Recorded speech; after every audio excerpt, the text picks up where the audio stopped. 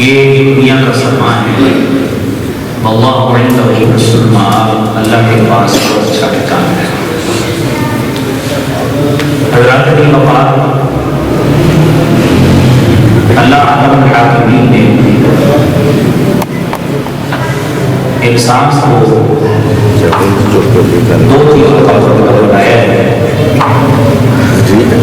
ایک اس کے جسم کی فزیکل حیثیت ہے، جسمانی حیثیت ہے، جس میں اللہ رب العالمین نے اس کا جسمانی وجود، اس کا گوشت جو حیثیت ظاہری نظر آتی ہے، اور انسان کی دوسری حیثیت روحانی ہے جس کا تعلق روح کے ساتھ ہے۔ اور اللہ رب العالمین نے روح کو اپنا حکم قرار دیا ہے، اور یہ روح انسانی آنکھ سے نظر نہیں آتی۔ جو چیز ہمیں ظاہری آنکھ سے نظر آتی ہے وہ ہمارا وجود ہے۔ اس وجود کو اللہ رب العالمین نے اس کی پیدائش کا باقاعدہ آغاز حضرت آدم علیہ السلام سے کیا ہے، جس کا آغاز مٹی سے کیا ہے۔ وقت گزرا، اللہ تعالیٰ نے آدم سے حوا کو پیدا کیا، اور پھر سورہ نساء کی پہلی آیت کے مطابق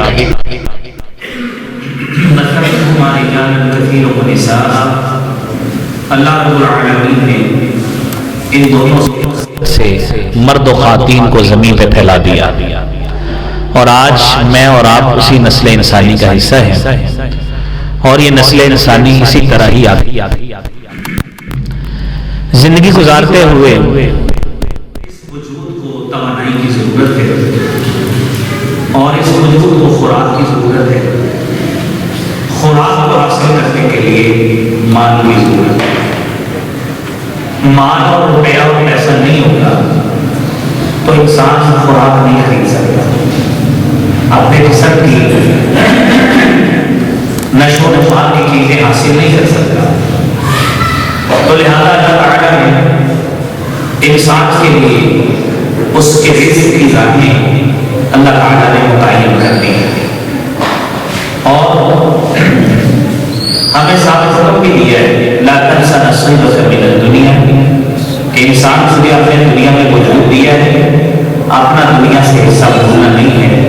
اپنی توانائی، اپنی طاقت اور اپنی عقل، اپنا فہم، اپنی بصیرت، اپنی اپروچ لڑانی ہے، اور محنت کر کے اپنے اس جسمانی وجود کی نشو و نما کے لیے انہیں اہتمام کرنا ہے۔ اور یہ اہتمام جب کوئی بھی انسان کرتا ہے تو اہتمام کرنے کے ساتھ ساتھ شریعت نے اس کو احکامات بتائے ہیں کہ آپ رزق کا اہتمام کرتے ہوئے، مال کماتے ہوئے کہیں ایسے ذرائع اختیار نہ کر لینا جو اللہ رب العالمین نے منع قرار دیے، جس سے اللہ کے رسول صلی اللہ علیہ وسلم نے ہمیں روکا۔ کیونکہ انسان جب بھی روپیہ پیسہ کمانے کے لیے نکلتا ہے، اس کے منہ پر یہ جملہ ہوتا ہے کہ میں یہ چیز جو کما رہا ہوں یہ میری گھر میں بیوی ہے، اولاد ہے، اور اللہ تعالیٰ نے جو اولاد دی ہے ان بچوں کے لیے ہم دن رات محنت کرتے ہیں، اور یہ مال، یہ اولاد، یہ بیوی، یہ اللہ رب العالمین کی بڑی نعمت ہے۔ اور اس میں کوئی شک نہیں ہے کہ جس شخص کے پاس اولاد نہیں ہے اس کی دنیا، وہ شخص اپنے آپ کو دنیا میں دنیا والا سمجھتے نہیں ہے، اور وہ یہی کہتا ہے کہ میرے لیے تو دنیا اندھیری ہے کیونکہ میرے پاس اولاد نہیں، میں اتنا بڑا کاروبار اور اتنا بزنس میں نہیں کر رہا، مجھے بس تھوڑی بہت محنت کے ساتھ میرا ذاتی گزر بسر ہو جائے وہی محنت کرتا۔ یہ انسان کی اتباع ہے، اور اللہ رب العالمین نے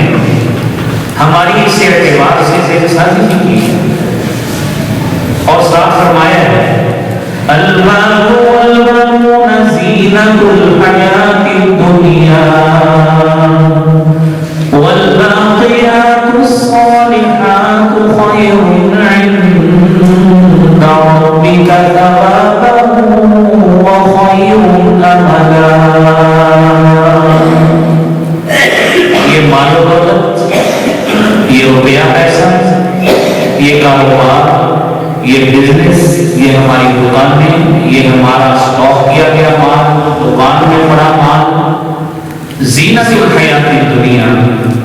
دنیا کی زینت کا باعث بہت اچھی چیز ہے، ظاہراً بہت اچھی چیز ہے،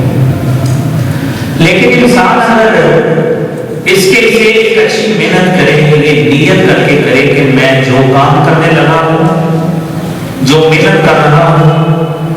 اس نیت کے ساتھ چاہے میں نے سنت رسول صلی اللہ علیہ وسلم کا حصول کرنا ہے، اس کے مطابق عمل کرنا ہے،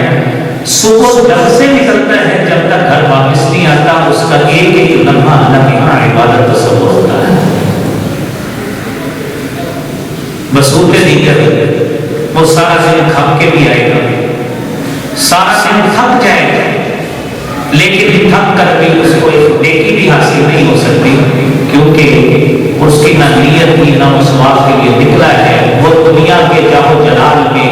اور ایک دوسرے کے اوپر فخر کرنے کے انداز سے نکلا تھا، اسی طرح واپس آ گیا، رات کو سو گیا، نہ اس نے نماز پڑھی، نہ اس نے کوئی فرض ادا کیا، نہ اس نے کوئی اللہ کا ذکر کیا، نہ کوئی ایسا صحیح کام کیا جس سے اللہ تعالیٰ راضی ہوتے ہو یا اللہ کے محبوب خوش ہوتے ہو، کوئی ایسا کام نہیں۔ فرمایا والباقیات الصالحات خیر عند ربک، دنیا کا مال حضرات ہم جتنا بھی کمائیں گے، یہ دنیا کا مال ہمارے جیسے ہی ہم نے بننا ہے وہ ہمارا نہیں ہوگا، وہ آٹومیٹکلی آپ کو رسالت منتقل ہو جانا ہے، اس کے حقدار دوسرے لوگ بن جاتے ہیں۔ ہمارے ساتھ کیا جاتا ہے؟ فرمایا والباقیات الصالحات خیر عند ربک، باقی رہنے والی وہ نیکیاں ہیں جو آپ کے رب کے پاس محفوظ ہو رہی ہیں، اور وہی اچھی چیز ہے، خیر العمل یہی اچھی بہتر ہے جس کی اللہ سے ثواب کی امید کی جاتی ہے۔ آپ نے اکثر حدیث سنی ہے کہ یہ مال جہاں پہ یہ ہمارے لیے نیکی کا باعث بھی بن سکتا ہے، آزمائش کے لیے باعث بھی بن سکتا ہے، جس کے لیے کماتے ہیں وہ بیٹے ہمارے لیے نجات کا باعث بھی بن سکتے ہیں، آزمائش کا باعث بھی بن سکتے ہیں۔ آپ نے حدیث سنی ہے اذا مات الانسان انقطع عمله الا من ثلاث، انسان موت ہو جاتا ہے اس کا عمل منقطع ہو جاتا ہے، عمل کا سلسلہ ختم ہو جاتا ہے، الا من ثلاث، سوائے تین چیزوں کے، الا من صدقۃ جاریہ، کوئی ایسی نیکی کاریہ ہے جو جس کا تسلسل ابھی تک جاری ہے، جاری رہنے والا ہے، جب تک کام چلتا رہے گا اس کو ثواب حاصل ہوگا۔ اور یہ نہیں ہے کہ اگر اس نے مسجد بنوائی، مدرسہ بنایا، 50 60 70 100 سال کے بعد ختم ہو گیا تو اس کا ثواب ختم نہیں، جب تک میرے بھائی ہو اس نے نیکی اچھے انداز سے نیت کے ساتھ کی، حدیث میں آتا ہے یہ ثواب اس کے لیے پہاڑ کی حیثیت اختیار کر لیتا ہے، جس کی نشو و نما قیامت تک اسی طرح ہوتی رہے، تو یہ اس کی نیکی، یہ اس کا مال ہے، صدقہ جاریہ ہے، اور علم ينتفع به، یا ایک ایسا علم اس نے کوئی علمی کام کیا ہے، علمی کاوش کی، شریعت پڑھا دی، قرآن کی تعلیم دے دی، حدیث پڑھا دی، سیرت طیبہ صلی اللہ علیہ وسلم پڑھا دی، لوگوں کو اچھی باتیں بتائی جس پہ لوگ عمل کرتے ہیں، اس کی نصیحت جو اس نے اللہ کے رسول صلی اللہ علیہ وسلم کی تعلیمات سنی، لوگوں کو پہنچائی، جب تک اس پہ عمل ہوتا رہے گا اس کے کھاتے میں ثواب آتا رہے گا۔ اور تیسری بات ولد صالح يدعو له، نیک اولاد، جب تک نیک اولاد موجود ہے، اولاد نیک ہو تو جب تک وہ نیکیاں کرتی رہے گی، اس کے نامہ اعمال میں نیکیاں بڑھتی رہے گی۔ مال اسی اولاد کے لیے کمایا تھا، اسی اولاد کے لیے کمایا تھا، اگر تربیت صحیح ہو تو یہی اولاد مرنے کے بعد بھی دعاؤں کا ذریعہ بنتی ہے، درجات میں بلندی ہوتی ہے۔ نبی کریم صلی اللہ علیہ وآلہ وسلم نے فرمایا ان الرجل لترفع درجته فی الجنہ، ایک آدمی اس کا جنت میں درجہ بلند ہوگا، وہ حیران ہو کے پوچھے گا انا لی ھذا، یہ کیسے ممکن ہوا، میں نے تو کوئی عمل بھی نہیں کیا، ادھر آئے، دنیا میں آنکھ بند ہوئی، زندگی کا خاتمہ ہو گیا، عمل کا سلسلہ منقطع ہو گیا، آج یہ درجے کی بلندی کیسے ہو گئی؟ فرشتے اس کو کہیں گے بِإِسْتِغْفَارِ وَلَدِكَ لَكَ، تیری اولاد نے تیرے لیے استغفار کیا ہے، اس وجہ سے اللہ نے درجے کی بلندی کر دی ہے۔ اولاد کون سی استغفار کرے؟ جس اولاد کو ہم نے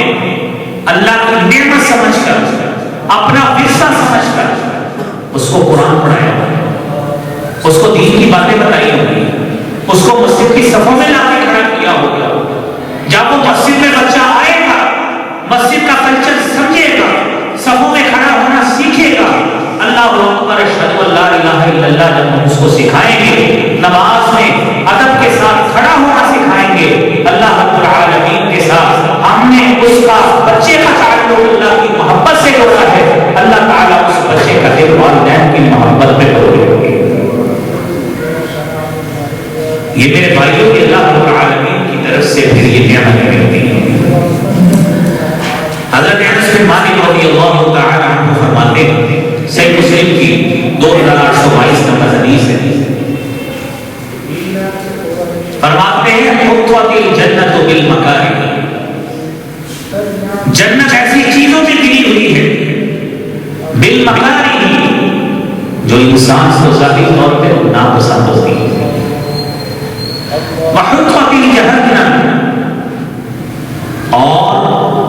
جہنم گری ہوئی ہے بالشہوات، شہوات کے ساتھ گری ہوئی ہے۔ ہم جتنا اپنی خواہش کے مطابق عمل کریں گے، خواہش کے مطابق، قرآن کہتا ہے اَرَأَيْتَ مَنِ اتَّخَذَ إِلَٰهَهُ هَوَاهُ أَفَأَنتَ تَكُونُ عَلَيْهِ وَكِيلًا، کیا آپ ایسا شخص دیکھا جس نے اپنی خواہش کو اپنا معبود بنایا؟ بھئی آپ مال کماتے ہیں، جھوٹ کیوں بولتے ہیں، کہتے ویسے کام نہیں بنتا، نفع نہیں ہوتا۔ آپ کسی کو گالی کیوں دیتے ہیں، کہتے اس طرح یہ بندے کا پتر نہیں بنتا۔ آپ کا دل کر رہا ہے، آپ نے اللہ کی تعلیم کو چھوڑا، اللہ کے قرآن کو چھوڑا، نبی مکرم صلی اللہ علیہ وسلم کے فرمان کو چھوڑ کر، محبت کا رستہ چھوڑ کر گالی کا رستہ اختیار کیا، سچ کا چھوڑ کر جھوٹ کا رستہ اختیار کیا۔ یہ ظاہری طور پہ تو بڑی خوشنما چیزیں ہیں، لیکن جس طرح ان شہوات کا ارتکاب کرتے جائیں گے، جو جہنم کے بیریئر ہیں وہ ٹوٹتے جائیں گے، ہم جہنم کے قریب ہوتے جائیں گے۔ اسے مسلم کی حدیث، اور ساتھ آپ نے کیا سنا؟ حطت الجنت بالمکارہ، جنت ایسی چیزوں میں گری ہے جو ظاہری طور پہ ہمیں ناپسند ہے۔ آپ دیکھیں اس محلے میں بھی، دوسرے محلوں میں بھی کتنی بڑی آبادی، مسجدیں کتنی ہیں، آپ کو سب اندازہ ہے۔ فجر کے وقت 1 یا 2 صفیں ہوتی ہوئی، اسی محلے میں سارے لوگ رہتے ہیں، رات کو اپنے گھروں میں سوتے ہیں، کیوں؟ صبح اٹھنے کو دل نہیں کرتا، صبح اٹھنے کو دل نہیں کرتا۔ یہ دل کرے گا، یہ بیریئر توڑیں گے، یہ پابندیاں توڑیں گے، یہ سنگل اور زنجیریں توڑیں گے، سردیوں اور گرمیوں کو اٹھ کر مسجد کی صفوں میں آئیں گے، گرم اور ٹھنڈے پانی سے وضو کریں گے۔ یہ ناپسندیدہ چیزیں جو ظاہری طور پر ناپسندیدہ ہیں، جتنا ان کو اپناتے جائیں گے اتنا ہی اللہ کے قریب ہو کر جنت کا مستحق کرتے جائیں گے۔ یہ ہے میرے بھائیوں، یہ مکارہ۔ آپ صلی اللہ علیہ وسلم اسی لیے کہا اسبغوا الوضوء وفی المکارہ، کہ ان دنوں میں بھی وضو کو کامل اور مکمل کرو جب پانی جسم پہ ڈالنے کو دل نہیں کرنے۔ تو بھائیوں یہ جو باتیں ہیں تو سمجھنے والی۔ حضرت عثمان رضی اللہ تعالیٰ عنہ کا غلام حارث پوچھتا ہے، مسند احمد کی حدیث ہے، نبی کریم صلی اللہ علیہ وآلہ وسلم کے فرامین کی روشنی میں بتائیے باقیات الصالحات کون سی چیز ہیں، جو چیزیں باقی رہنے والی ہیں وہ کون سی چیزیں ہیں جو باقی رہ جائیں، جو مرنے کے ساتھ مرے ہی نہیں بلکہ بعد میں ہی ثواب ہوگا۔ حضرت عثمان رضی اللہ تعالیٰ عنہ کہتے ہیں کہ میرے بھائی، اگر تو ایسی نیکیاں کرنا چاہتا ہے جو مرنے کے بعد بھی تیرا سہارا بن جائے، تیری ساتھی بنی رہے، اور مرنے کے بعد بھی تیرے ساتھ جا کر تجھے جنت میں داخل کروائے، تو کہا کرو لا الہ الا اللہ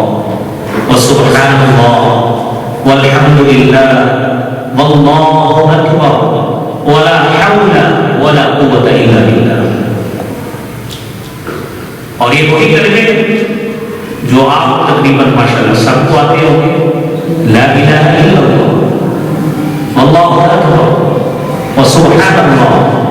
والحمد للہ ولا حول ولا قوت الا باللہ۔ ان کلمات کو کہو، تم جب ان کلمات کو کہو گے تم مر بھی جاؤ گے، دنیا سے چلے بھی جاؤ گے، جانے کے بعد بھی تمہیں ان کا انشاءاللہ تعالیٰ فائدہ نہیں پائے گا۔ حضرات، انسان کیا کرتا ہے؟ انسان اپنی اولاد کے لیے کتنا کچھ ناجائز کرتا بیٹھتا ہے، کیا کچھ کرتا رہتا ہے، اور انسان مال کماتے وقت جھوٹ بھی بول جاتا ہے، اور یہ تمام کرتے وقت اس کے ذہن میں یہی بات ہوتی ہے کہ میرا دل اسی وجہ مطمئن ہوتا ہے، چلے دل یہ مطمئن رہے گا گھر میں اتنا ذخیرہ راشن پانی موجود ہے، لیکن جائز ذرائع ناجائز ذرائع نہیں دیکھتا۔ آپ ایک حدیث سنیے گا، نبی کریم صلی اللہ علیہ وآلہ وسلم نے فرمایا ثلاثۃ، تین بدبخت لوگ ایسے ہیں لا یکلمہم اللہ، اللہ تعالیٰ ان سے قیامت کے روز کلام نہیں کرے، ولا ينظر الیہم یوم القیامہ، اللہ تعالیٰ ان کی طرف نظر رحمت سے نہیں دیکھیں گے، ولا یزکیہم، اللہ تعالیٰ ان کو گناہوں سے پاک نہیں کریں گے، وَلَهُمْ عَذَابٌ أَلِيمٌ، ان کے لیے دردناک عذاب ہے۔ کتنی سزائیں؟ 4 قسم کی۔ اللہ تعالیٰ کلام نہیں کریں گے، اللہ تعالیٰ نظر رحمت سے نہیں دیکھیں گے، اللہ گناہوں سے پاک نہیں کریں گے، اور دردناک عذاب ملے گا۔ 3 بدبخت لوگ، فرمایا پہلا آدمی المسبل، وہ آدمی جو تکبر کی وجہ سے اپنی شلوار تہ پر اپنا کپڑا ٹخنوں سے نیچے لٹکاتا ہے۔ میرے بھائیوں، زندگی میں انسان پہ خوشیاں بھی آتی ہیں، غمیاں بھی آتی ہیں، یہ ساری چیزیں انسان کی زندگی کا حصہ ہیں۔ انسان عہدوں پر بھی پہنچتا ہے، انسان بڑے سے بڑا منصب بھی حاصل کر لیتا ہے، لیکن شریعت کے احکامات وہی رہیں گے جو ایک عام آدمی کے بھی ہیں، حکمران کے بھی وہی ہیں، عالم کے بھی وہی ہیں، آفیسر کے بھی وہی ہیں۔ کوئی جتنا مرتبہ جتنی بڑی ڈیزگنیشن حاصل کر لے اس کے لیے بھی وہی مراتب شریعت ہے جو باقی لوگوں کے لیے۔ اسی لیے رسالت مآب صلی اللہ علیہ وسلم نے فرمایا تھا ما اسفل من الکعبین من الازار ففی النار، ٹخنوں سے نیچے جتنا نیچا پکڑا جائے گا ففی النار، وہ حصہ جہنم میں جائے گا۔ اور انسان یہ کام اس وقت بھی کرتا ہے جب زیادہ خوشی نصیب ہو جاتی ہے، جب اچھا موقع مل جاتا ہے، کہتا ہے شریعت کے عمل کرنے کی کیا ضرورت ہے، دنیا جو چاہیے ہے مل تو گئی۔ دوسرا بد نصیب آدمی المنان، جو احسان کرتا ہے، کسی کو پیسے دے دیے۔ دنیا میں انسان کے اوپر کئی طرح کے مالی کرائسس، مشکلات، زندگی پہ نشیب و فراز اپس ڈاؤنز آتے رہتے ہیں۔ اللہ تعالیٰ نے انسان سے اور انسان کا مددگار بھی بنایا ہے کہ وہ اس کی معاونت کرے۔ کئی مرتبہ حدیث بھی اس میں موجود ہے، وقت اتنا نہیں ہے کہ 5-7 منٹ میں بات ختم کر لیں گے انشاءاللہ۔ تو وہ شخص جس نے احسان کیا وہ ساری زندگی اس کو جتلاتا پھرے کہ بقیات کے بعد کے پاس کچھ نہیں تھا، میں نے آپ کو اتنی مدد کی۔ رسالت مآب صلی اللہ علیہ وسلم فرماتے ہیں ایسا شخص اللہ تعالیٰ اس سے کلام نہیں کریں گے، نظر رحمت سے نہیں دیکھیں گے، اس کو گناہوں سے پاک بھی نہیں کریں گے۔ انسان کیا سمجھ کے یہ احسان جتلاتا ہے؟ آپ ہمیں تو خوش ہونا چاہیے، اللہ نے ہمیں دینے والا بنایا۔ حدیث میں آتا ہے الید العلیٰ خیر من الید السفلی، اوپر والا ہاتھ نیچے والے ہاتھ سے بہتر ہے۔ اگر اللہ نے فائق بنایا ہے، اللہ نے برتر بنایا ہے، اللہ نے سپیریئر بنایا ہے، اس مالک کا شکر کریں، احسان جتلانے کی کیا ضرورت ہے؟ جس نے اس شخص کو دنیا میں یہ لمحات دکھا دیے ہیں، وہ خالق قدرت رکھتا ہے، آپ کو بھی وہی دکھا دے۔ اور تیسرا بدبخت شخص المنفق صنعته بالحلف الكاذب، انسان اپنا مال بیچے جھوٹی قسم کھا کے، جھوٹی قسم کھا کے جھوٹ بول کر جب مال بیچے گا مولانا صلی اللہ علیہ وسلم نے فرمایا، جامع ترمذی کی حدیث 2136 نمبر حدیث ہے، آپ نے فرمایا ان لکل امت فتنۃ وفتنۃ امتی المال، ہر امت کے لیے فتنے آتے ہیں، میری امت کا فتنہ مال۔ اس مال کے حصول کے لیے کیا کریں گے؟ آپ نے ابھی سورج میں یہ مغرب کی نماز پہلی رکعت میں آپ نے سورج سنی الہاکم التکاثر، کثرت مال کی ہوس نے تمہیں غافل کر دیا، ہلاک کر دیا، حتی زرتم المقابر، تم قبروں تک پہنچ گئے لیکن یہ ہوس ختم نہیں ہوئی۔ اللہ نے قرآن کریم میں دو مثالیں دی ہیں، وہ مختصر آپ سن لیجیے۔ اللہ نے قارون کی مثال دی اور قرآن کریم کہتا ہے ما ان مفاتحہ لتنوء بالعصبۃ اولي القوۃ، اس کا خزانہ اتنا تھا، اس کا بیلنس اتنا تھا، اتنا بڑا خزانہ تھا کہ اس خزانے کی چابیاں ایک بڑا قافلہ اٹھایا کرتا تھا، جانوروں کا قافلہ۔ آج تو بینک بیلنس ہے، انسان کے پاس اینڈرائڈ فون ہے، اپلیکیشن ہے، لاکھوں کروڑوں اربوں ٹرانسفر کر دیں، کسی کو کانوں بات خبر نہیں ہوتی۔ اس وقت نہ بینک بیلنس تھا، نہ ڈبی لوگ تھے، کوئی فلانے والا، کوئی پاپڑوں والا اس کے نام پہ ڈبی لوگ کے نام پہ جائیدادیں بنی ہو، ایسا نہیں ہوتا تھا۔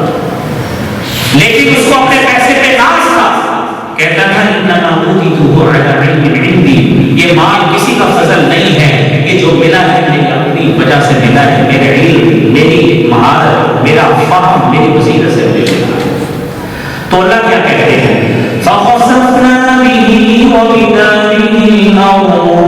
فَمَا كَانَ لَهُ مِنْ فِئَةٍ يَنْصُرُونَهُ مِنْ دُونِ اللَّهِ وَمَا كَانَ مِنَ الْمُنْتَصِرِينَ۔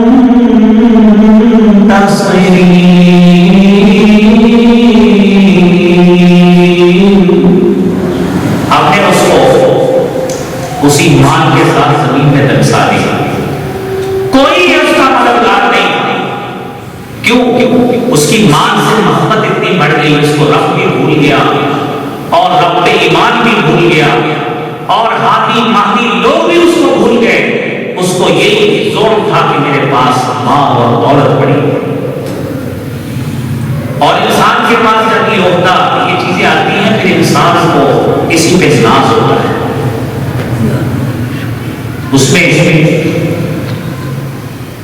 قریش مکہ نے جب ان کے ساتھ یہ سلسلہ ہوا، نبی کریم صلی اللہ علیہ وآلہ وسلم ان کو تبلیغ کر رہے تھے، تو ان کو بھی یہی خدشہ تھا۔ وَقَالُوا إِنْ هِيَ إِلَّا حَيَاتُنَا الدُّنْيَا نَمُوتُ وَنَحْيَا وَمَا يُهْلِكُنَا